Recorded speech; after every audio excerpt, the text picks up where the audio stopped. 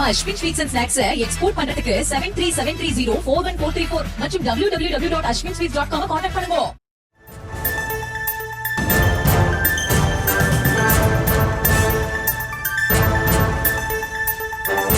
அண்மை செய்தியை பார்த்து வருகிறோம்.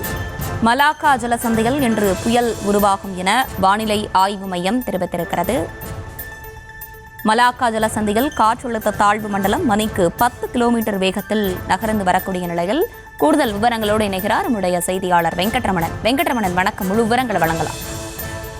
வணக்கம். மலாக்கா ஜலசந்தி பகுதியில் கடந்த 22ஆம் தேதி உருவான காற்றழுத்த தாழ்வு பகுதி நேற்று காற்றழுத்த தாழ்வு மண்டலமாக வலுப்பெற்ற நிலையில அந்த காற்றழுத்த தாழ்வு மண்டலம் இன்று மாலைக்குள்ளாக புயலாக வலுப்பெறும் என இந்திய வானிலை ஆய்வு மையம் தெரிவித்திருக்கிறது. அதாவது இதற்கு முன்னதாக வந்த அறிவிப்புகள்ல இந்த 22ஆம் தேதி உருவான காற்றழுத்த தாழ்வு பகுதி புயலாக வலுப்பெறாது, வலு விளக்கும் என எதிர்பார்க்கப்பட்ட நிலையில இன்றைய தினமே இது புயலாக வலுப்பெறும் என இந்திய வானிலை ஆய்வு மையம் தெரிவித்திருக்கிறது. இந்த புயலுக்கு சென்யா என பெயரும் சூட்டப்பட்டிருக்கிறது. புயல் உருவாக சாத்தியக்கூறுகள் இல்லை என நேற்றைய தினம் வானிலை ஆய்வு மையம் தெரிவித்திருந்த நிலையில இன்று மீண்டும் மலாக்கா ஜலசந்தி பகுதியில புயல் உருவாகும் எனவும் இன்று மாலை மேற்கு வடமேற்கு நோக்கி நகர்ந்து மதியத்துக்குள்ளாக புயலாக தீவிரமடையும் என தெரிவிக்கப்பட்டிருக்கிறது.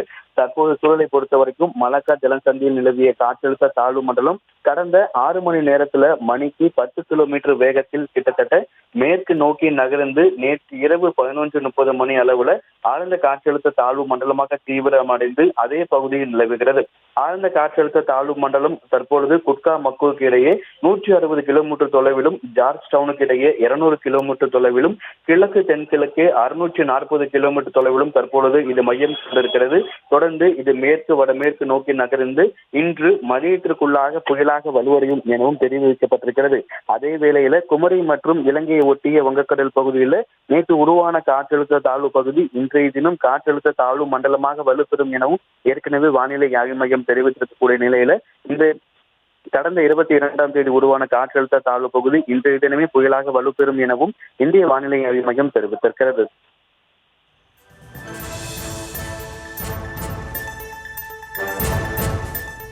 விவரங்களை வழங்கியமைக்கு நன்றி வெங்கட்ரமணன். நம்ம Ashwin sweets and snacks export பண்றதுக்கு 7373041434 மற்றும் www.ashwinsweets.com கான்டாக்ட் பண்ணுங்க.